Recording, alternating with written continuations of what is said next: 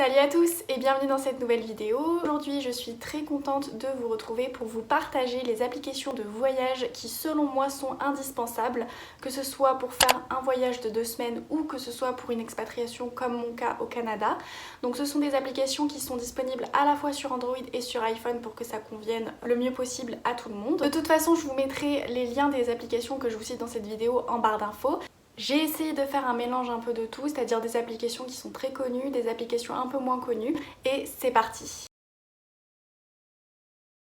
Tout d'abord, on va commencer avec la catégorie des applications pour se déplacer.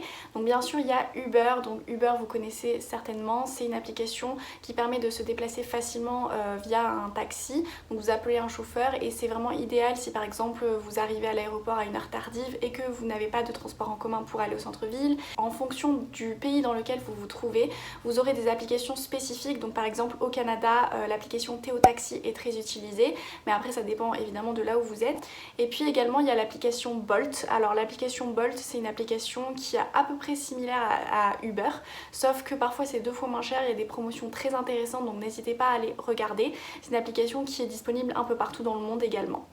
Maintenant, on va parler plus de la catégorie pour prendre l'avion. Donc évidemment, il y a l'application Skyscanner que vous devez connaître. Donc l'application Skyscanner, c'est une application qui est faite pour réserver des vols et avoir des billets au prix le moins cher.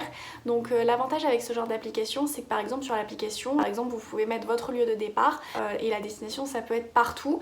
Et vous vous mettez par exemple une date, soit une date précise, soit une amplitude de date sur une semaine. Si par exemple vous avez des vacances pendant une semaine, et vous pouvez voir tous les billets qui sont peu chers pendant cette période. Donc ça permet vraiment de dénicher les vols les moins chers, les billets les moins chers. Skyscanner, c'est aussi une application qui permet de réserver des hôtels ou de louer une voiture, mais j'ai jamais utilisé cette fonctionnalité. Moi, je l'ai juste utilisée pour réserver des vols. Mais en tout cas, pour cette fonctionnalité là, c'est super cool. Il y a aussi l'application Voyage Pirate.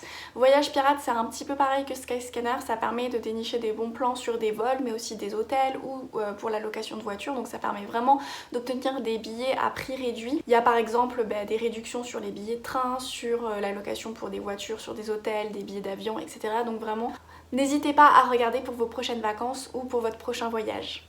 Ensuite, il y a la catégorie pour se loger, pour trouver un hébergement à l'étranger ou pendant vos vacances, pendant votre voyage. Donc évidemment, il y a l'application Booking que tout le monde connaît, qui est disponible partout dans le monde, donc ça c'est cool. Et vous pouvez réserver soit des hôtels, soit des auberges de jeunesse, il y a vraiment un peu de tout.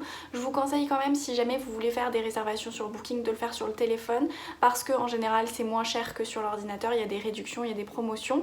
Et également, il y a l'application auberge de jeunesse ou Hostel Worlds, qui sont des applications qui permettent de réserver des auberges de jeunesse. Encore une fois, les auberges de jeunesse, c'est super cool parce que ça permet de rencontrer des gens. J'ai fait une vidéo sur pourquoi voyager seul que je vous mettrai juste ici. Et dans cette vidéo, j'expliquais pourquoi c'est cool de voyager seul et justement pourquoi en fait c'est cool de passer par des auberges de jeunesse pour rencontrer des gens. C'est le meilleur moyen pour rencontrer des gens parce que voilà, vous allez être dans des dortoirs, donc c'est des salles communes. Alors bien sûr, faut pas y rester pour une période très longue, mais pour des périodes courtes, ça peut vraiment être cool pour rencontrer des gens, discuter, voir des gens qui viennent de partout dans le monde.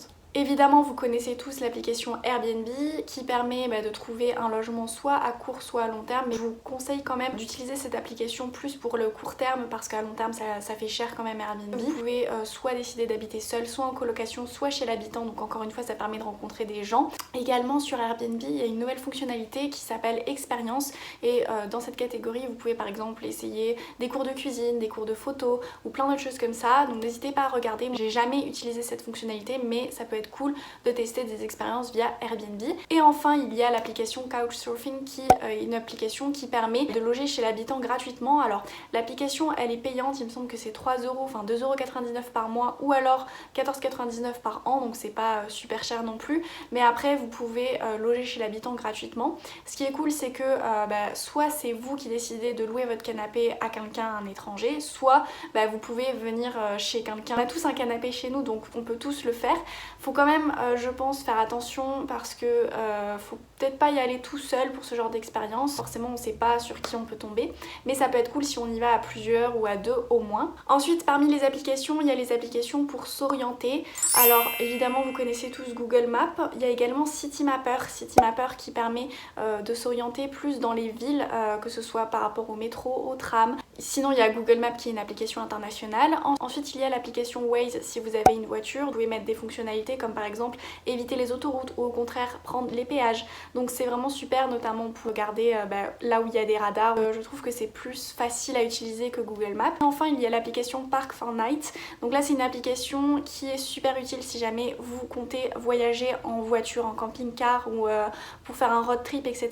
C'est une application qui permet de voir où est-ce que vous pouvez trouver des parkings autour de vous, proches de vous. Donc ça permet de pas se prendre la tête à essayer de trouver un endroit où dormir. Souvent c'est des parkings gratuits, donc n'hésitez pas à regarder si vous voyagez de cette manière en camping-car, en road trip, en voiture, etc. Ensuite il y a toutes les applications qui permettent de gérer votre argent quand vous voyagez. Tout d'abord il y a l'application de votre banque et celle du pays d'accueil. Alors ça dépend si vous comptez rester dans un pays étranger juste quelques semaines ou alors quelques jours, ou si vous voulez vraiment vous expatrier. Par exemple moi j'ai ouvert un compte bancaire au Canada. D'ailleurs je vous ferai une vidéo sur comment ouvrir son compte bancaire au Canada et comment ça marche là-bas, parce que là-bas le système bancaire n'est pas le même qu'en France.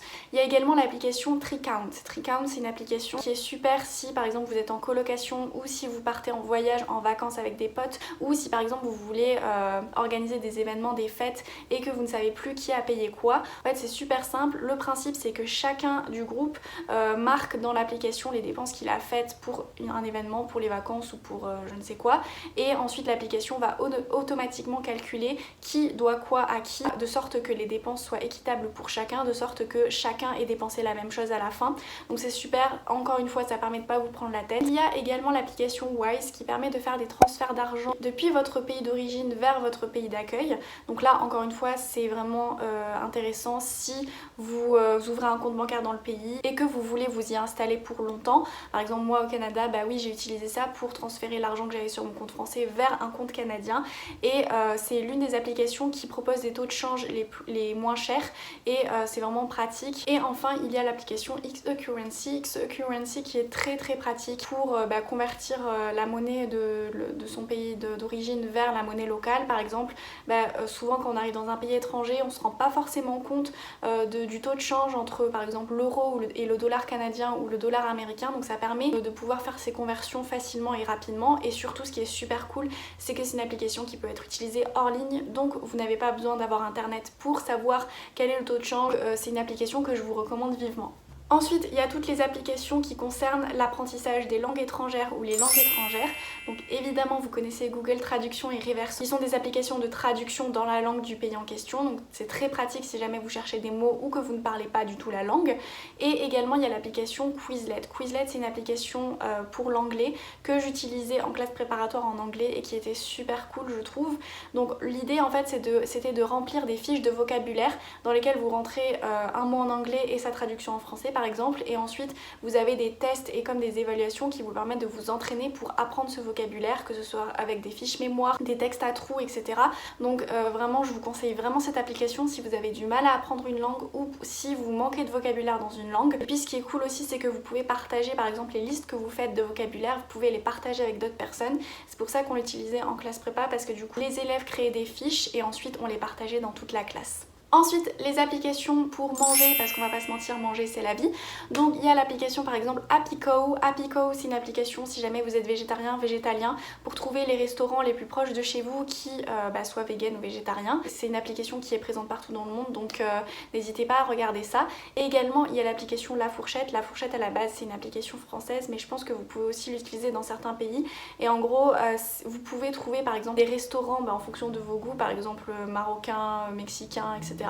Avec des réductions, ça peut aller jusqu'à moins 50% si vous présentez l'application au restaurant.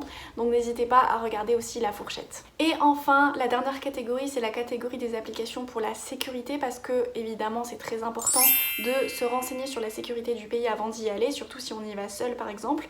Donc pour ça, il y a par exemple une application qui s'appelle Conseil aux voyageurs. Donc là, c'est une application qui a été mise en place par le ministère des Affaires étrangères en France et qui permet de se renseigner facilement sur un pays, sur sa sécurité. également sur les conditions d'entrée et de sortie du pays par rapport au Covid, au vaccin, etc.